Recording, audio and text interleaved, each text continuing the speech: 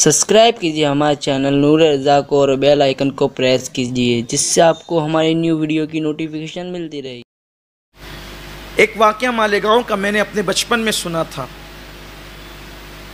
اسی محلے کا واقعہ، ہمارے آگے کا محلے کا واقعہ ہے، اور ہمارے ایک بڑے اچھے تعلقات تھے نہان نگر میں۔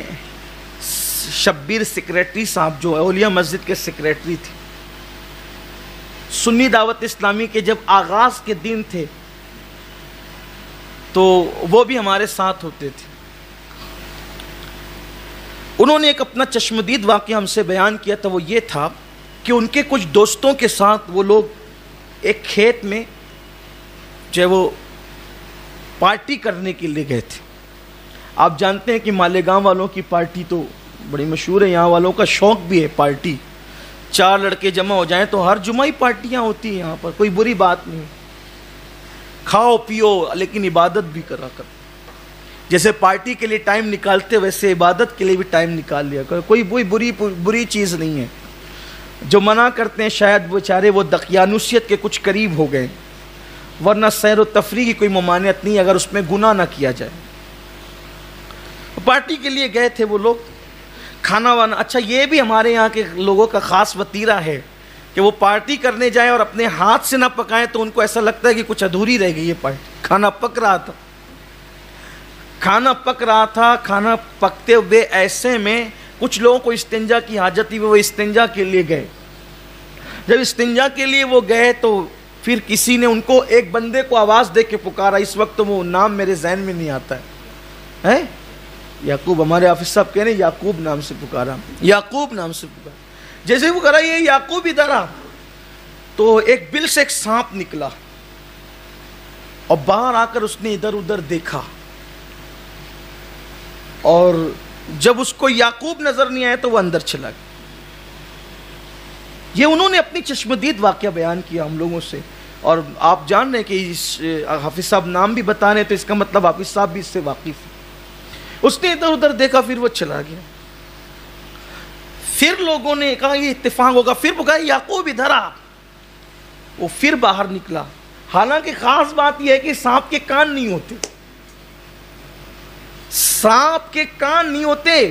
جانوروں میں مچھلی بغیر زبان کی جانور ہے اور سانپ بغیر کان کا جانور ہے۔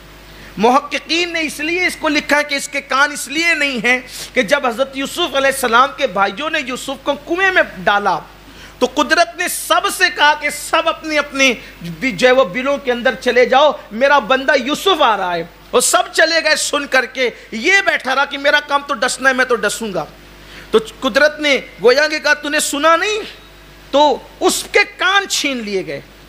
اس لیے سانپ کے کان نہیں، سانپ سنتا نہیں ہے لیکن وہ اندازے سے محسوس کر، دیکھو قدرت کی کیا شان۔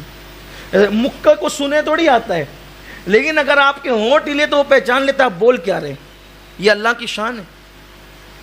تو پھر پکارا تو پھر وہ نکلا اور ادھر ادھر دیکھا اور پھر اندر چلا گیا۔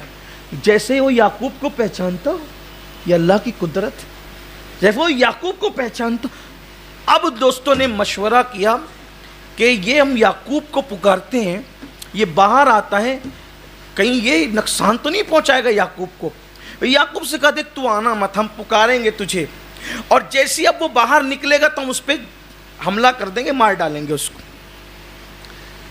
اب یعقوب کو کہا یعقوب یعقوب، یعقوب کو آواز دیتے رہے، سانپ باہر آیا، یہ سب کے سب اس پہ ٹوٹ پڑے اور اس کو مار